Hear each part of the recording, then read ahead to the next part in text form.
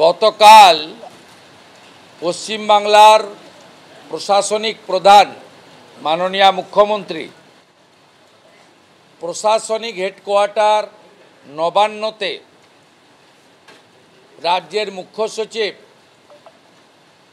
এক্সটেনশনে থাকা IAS officer Manoj পন্থের উপস্থিতিতে সরাসরি নির্বাচন কমিশন এবং তার মুখ্য প্রতিনিধি পশ্চিমবাংলার সিইও মনোজ আগরওয়ালকে আক্রমণ করেছেন, যাকে বলা যেতে পারে বিলো দ্য বেল্ট। মনোজ আগরওয়ালের বিরুদ্ধে আপনার কাছে কি তথ্য আছে পশ্চিমবঙ্গের জনগণ জানতে চায়, আমরা প্রধান বিরোধী দল জানতে চাই।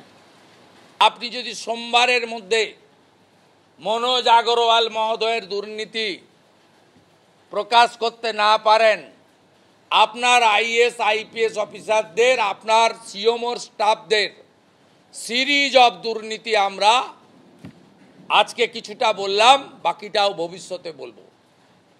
ফাঁস করুন। আপনাকে সোমবার বিকেল 5টা অবধি টাইম দিয়ে গেলাম। প্রমাণ দিতে হবে আপনাকে।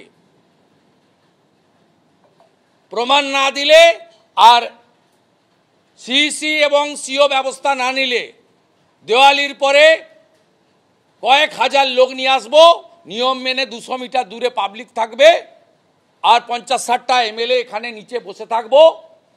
জ্ঞানেশ কুমারজি বা তার প্রতিনিধি না এলে উঠবো না। মমতা ব্যানার্জি ইলেকশন কমিশনের উপরে নয়,